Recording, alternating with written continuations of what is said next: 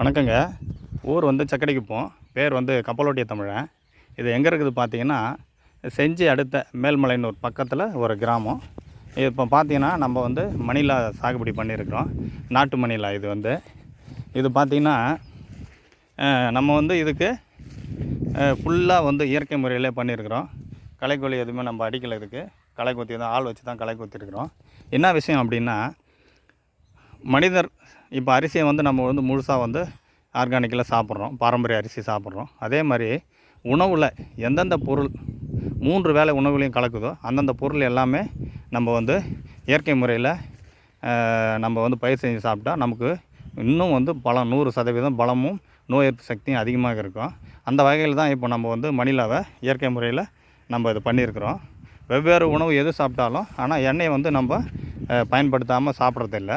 இது வந்து நம்ம ஆர்கானிக்கில் இருந்தால் இயற்கை முறையில் இருந்தால் நல்லா இருக்குன்றதுக்காக இதை வந்து நம்ம சாகுபடி பண்ணியிருக்கிறோம்.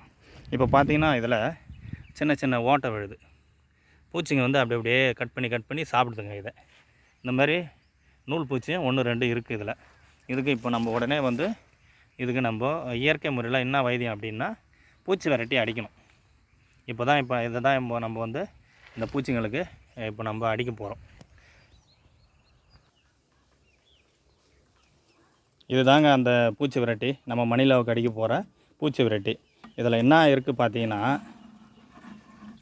இதை வந்து இப்படி நல்லா கலக்கணும். இதில் என்ன இருக்குது பார்த்தீங்கன்னா, கோமியம், ஆடாதொடா, நொச்சி, எருக்கன், வேம்பு, புங்கை இது எல்லாத்தையுமே நம்ம இடித்து கோமியத்தில் ஊற வச்சுருக்குறோம். இது கிட்டத்தட்ட ஒரு 3 மாதமாக இது ஊறி நல்லா வந்து எனர்ஜிலாம் நல்லா அந்த கோமியத்தில் ஒட்டிக்கிச்சு.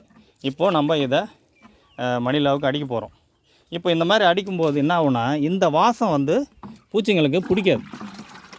இந்த வாசம் வந்து கண்டிப்பாக பூச்சிங்களுக்கு பிடிக்காது. நீங்களே கூட பார்த்தீங்கன்னா, இதை கையில் ஒரு துளி பட்டுச்சுன்னா உங்களுக்கு எவ்வளோ சோப்பு போட்டு கழுவினாலும் அந்த வாசம் ஒரு 2 நாளைக்கு போகாது. அது மாதிரி இது மாலை வேளையில் நம்ம இதை அடித்தோம்னா பூச்சிங்களை வந்து பிடிக்காது. அப்படியே சாப்பிட்டாலும் அந்த கசப்பு அதுங்களுக்கு ஒத்துக்காது. புழுங்கெலாம் வந்து ஓடி போயிடும். பூச்சிங்களாக இருந்தால் ஓடி போயிடும். புழுங்களாக இருந்தால் சாப்பிடாது அந்த இலையை, அப்படியே வந்து இறந்துடும். அதுக்காக தான் நம்ம வந்து இதை இன்றைக்கி மணிலாவுக்கு அடிக்க போகிறோம்.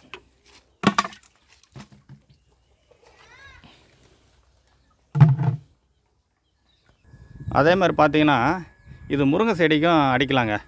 இது வந்து மற்ற நீங்கள் கெமிக்கல் மருந்து அடிச்சிங்கன்னா ஒரு மருந்து ஒரு வேலையை செய்யாது. அது என்ன பண்ணுன்னா அடித்தோடனே தழை பூரா கொட்டிக்கும், பூ பூரா கொட்டிக்கும், பூ எடுக்காது சரியா.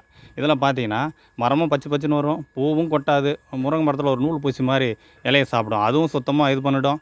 காய் நல்லா பச்சுன்னு வருங்க. இந்த பூச்சி விரட்டியில் அருமையான பயன். ஒரே மருந்தில் 4 வகையான 3 வகையான நோய்களை குணப்படுத்தும்.